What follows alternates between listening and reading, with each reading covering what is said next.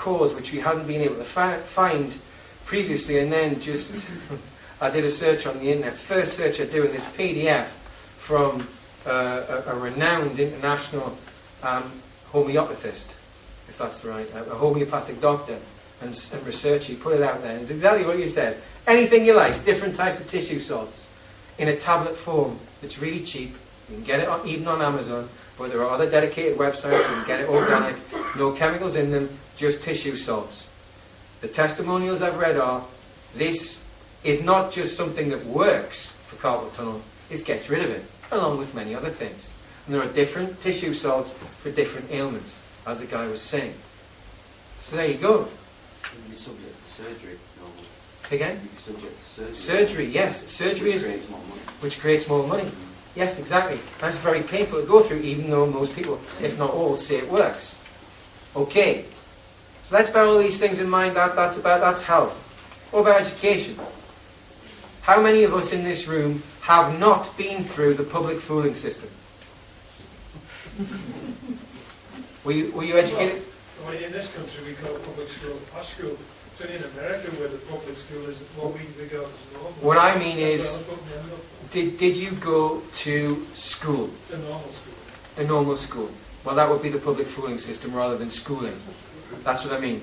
They're fooling the public by sending them to schools, which are really they are part-time concentration camps for children, so that adults can be taxpayers, both adults, to rip the family apart, to take mothers and fathers from their children as early as possible, and to program the children when they're most vulnerable and most receptive with a multitude of programs. They're all about repeating what you're told, doing what you're told, obeying the rules, otherwise there'll be shit to pay.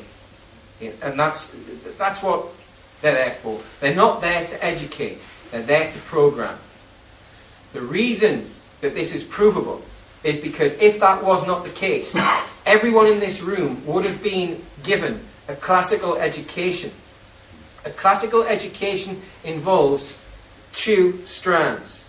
The trivium, which is grammar, logic and rhetoric, and the quadrivium, which is the study of numbers, maths, the study of numbers in space, sacred geometry, the study of numbers in time, music, and the study of numbers in time and space, astrology.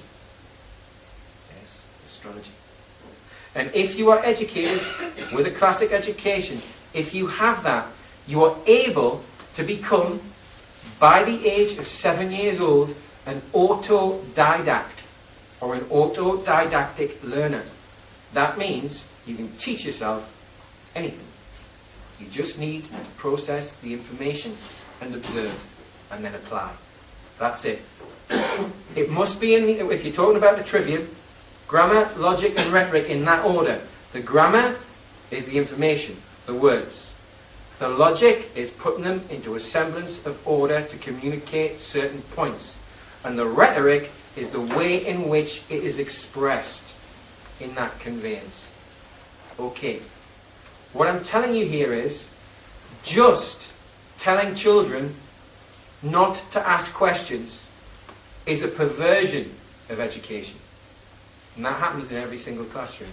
Because the teachers are put under so much pressure to pump out this curriculum, which is really programming, and there isn't any room for anything else. There isn't any time for anything else. And then, of course, during a certain period of time, when the economy was a little different, lucrative or relatively lucrative pay deals and incentives such as not being able to get sacked without doing something really bad were offered to the teaching professions in order to attract people who weren't really interested in teaching.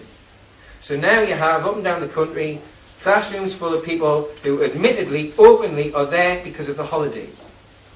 And they might have been there for the pay at one point, but they're not now because it's not so good. And again, I'm not saying that there aren't many people who are there for the right reasons, because there are, but generally, if you're working in a state school, you spend a lot of time banging your head against a wall. When I was at state school in the 70s and 80s, it was nowhere near as bad as it is now. But it was still bad enough for me not to want to be there most of the time.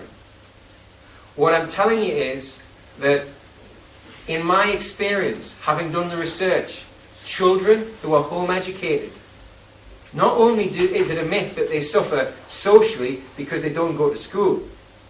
Everyone who goes to school wants to know the kid who doesn't. They want to know how they get away with it.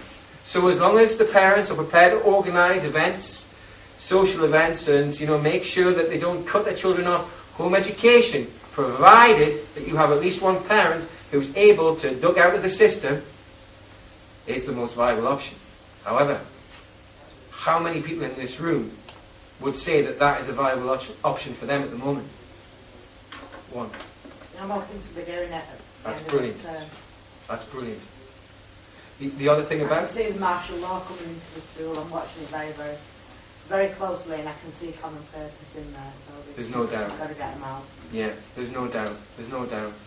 And My cousin who has 11 children schools them at home. that's wonderful. That is wonderful. The only thing they have a problem of speaking.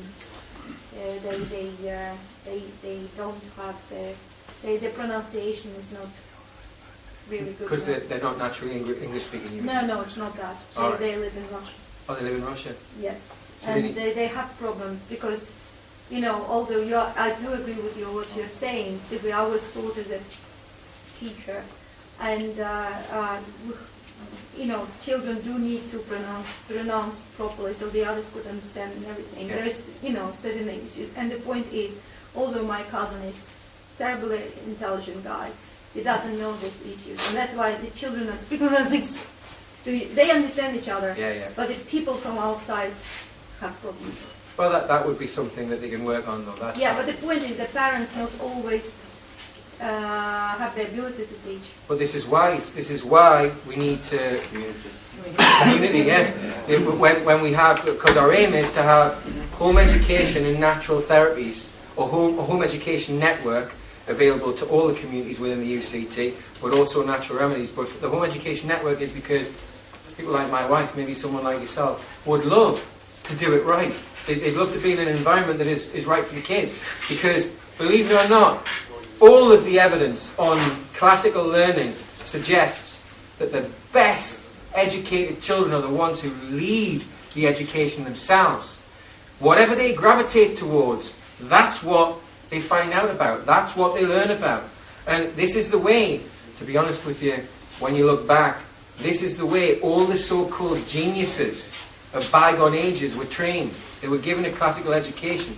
All of the genius composers, etc., etc., they were hothoused like this. They were taught the basics, grammar, logic, and rhetoric, and the quadrivium, and then said, what do you want to do? Well, I want to play this instrument until I've conquered that, then I want to do that. And they were allowed to do it.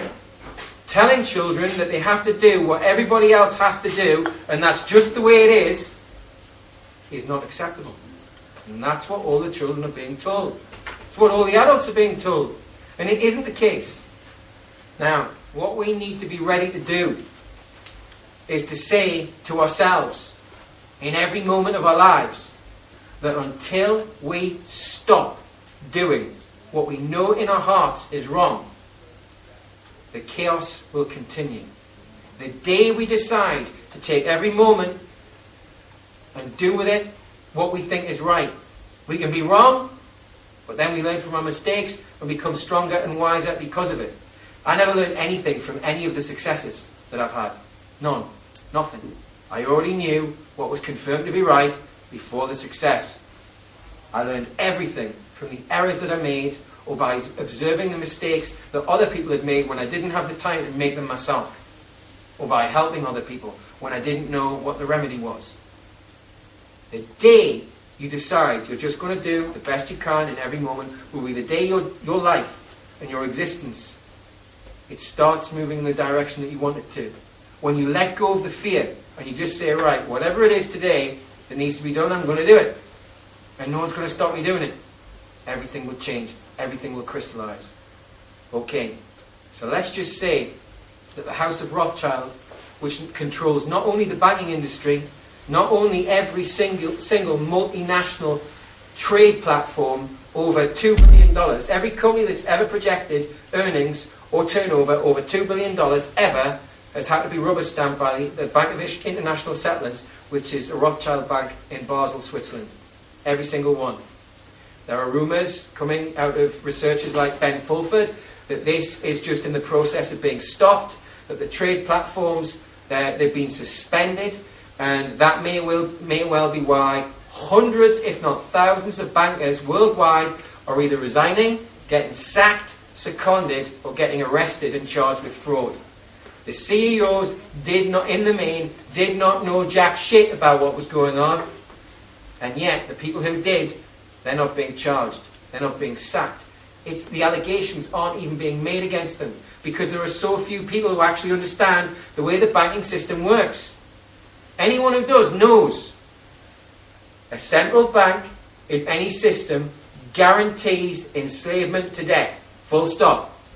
Anyone who's done the research into central banking knows there hasn't been a central bank in existence that wasn't controlled by one or all of the triumvirate of power.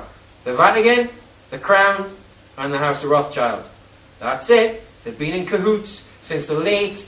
They've had a pact since the late 18th century. Sorry, the late 18th century.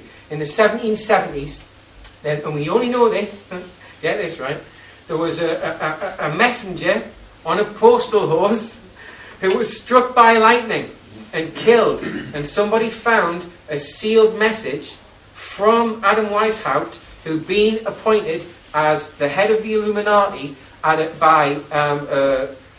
was a consortium of, I think it was 9 or 11 people who had been appointed by Amschel Rothschild in secret to be the kind of guardians of the Illuminati and to appoint the people to run the infrastructure, and Adam Weishaupt was chosen to front it. The reason why this was so significant is because Adam Weishaupt was from the Society of Jesus. He was a Jesuit priest. He did the deal for the Jesuits, who were really in control of the Vatican and still are.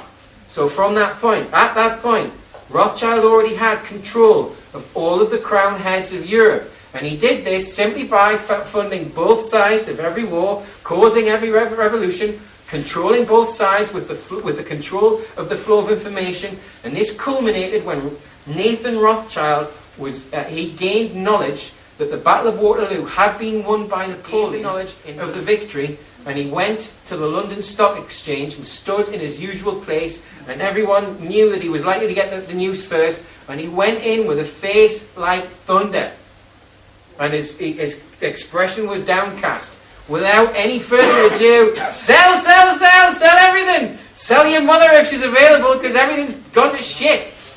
He'd already put people on the floor in secret to buy everything up when it was at its lowest price, which he did, by which he took control of the entire East India Company, which became the Crown. Not only the East India Company, every other commercial enterprise of the so-called British Empire he took control of. Because he also took control of the crown heads of Europe because he had them in hock. All of them were in hock. So he did the same to the Vatican and the Holy Roman Empire until all of the Holy Roman states were at war with each other and none of them had any money left. So what did Rothschild do? He calls in the Jesuits in the Vatican and he calls in the crown heads of Europe and he said, look, I'll forgive your debts if we form this pact to control everything with this long-term plan, which is going to take centuries to bring up. It's all there. Eyewitness testimony, first-hand accounts of all of this is available. Putting it all together in one place.